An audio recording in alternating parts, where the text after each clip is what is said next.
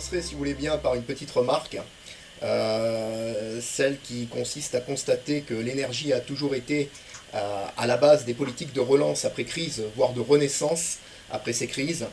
Par exemple, après la Deuxième Guerre mondiale, hein, on a eu la reconstruction de notre système électrique grâce au plan Marshall et Monnet notamment, la création de la communauté européenne du charbon et de l'acier. Après la crise pétrolière de 1974, on a lancé notre programme nucléaire national, on a créé l'agence pour l'économie de l'énergie.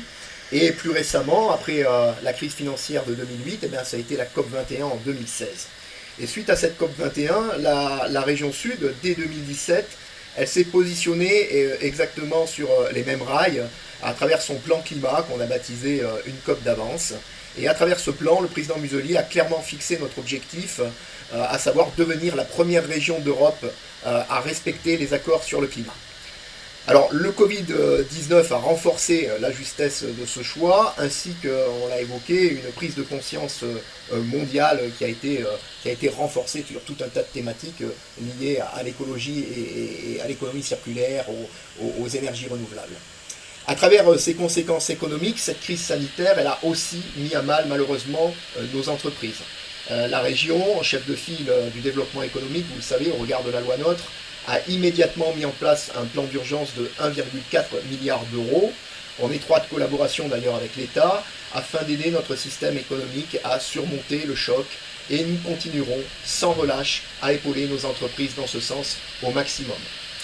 Le président Muselier avait déjà fait le choix ambitieux de consacrer 30% de notre budget régional à notre plan climat. Anne-Marie l'a dit, non seulement nous réaffirmons fortement ce choix, mais nous préparons aussi l'après-crise en concertation avec nos partenaires et à l'écoute du monde économique. Après l'urgence, nous travaillons donc à la relance, ou plutôt, comme je l'ai dit tout à l'heure, à la renaissance. Car les conséquences économiques du Covid vont aussi accélérer le changement de notre modèle de développement, et l'énergie y jouera un rôle central.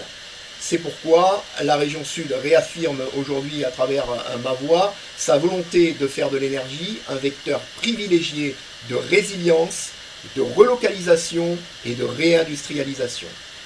À ce titre, bien évidemment, Cap Énergie et tous ses membres occupent une place de choix et vous pouvez compter sur le soutien de la région Provence-Alpes-Côte d'Azur car vous êtes plus que jamais appelés à jouer un rôle majeur face à des enjeux aussi complexes qu'exaltants. On ignore encore beaucoup de choses sur notre avenir énergétique, mais nous en savons par contre un certain nombre d'autres, qu'il ne faudra pas jouer une énergie renouvelable contre une autre, que les sources de production des énergies renouvelables seront décentralisées, que le rôle des réseaux, bien évidemment, va s'amplifier, qu'il faudra plus de simplicité et de facilité réglementaire, ça a été dit, voire de réviser les processus et les procédures de recours, que le citoyen, enfin, aspire également à un mieux environnemental, mais également à plus de concertation, parce que sans ça, ça a été dit aussi, il n'y aura pas l'acceptation indispensable à la réussite des projets en cours, et également à l'autonomie énergétique et à l'autoconsommation.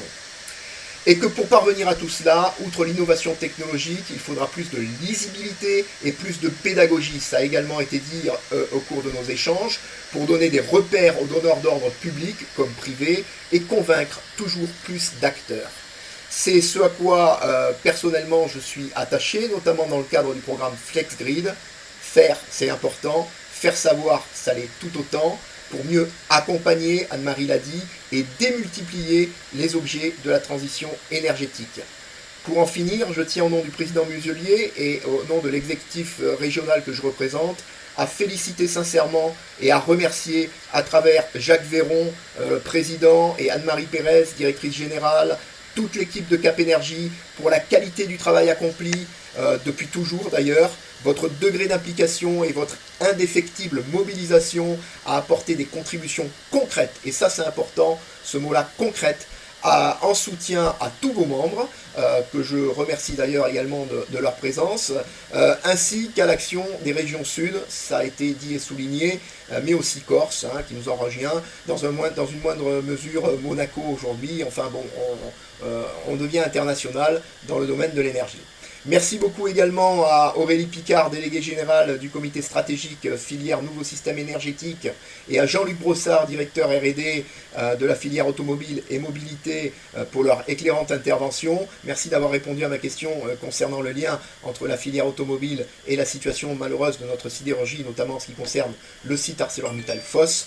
Enfin, un grand merci à vous tous pour ce qui a d'ores et déjà été accompli, mais aussi parce que je le sais, ce que la communauté Cap Énergie sera à la hauteur de faire pour relever les défis que nous devons encore surmonter tous ensemble et qui sont d'une formidable importance pour notre avenir commun. Je vous dis donc à très vite et compte tenu de l'heure, je vous souhaite à toutes et à tous un très bon appétit.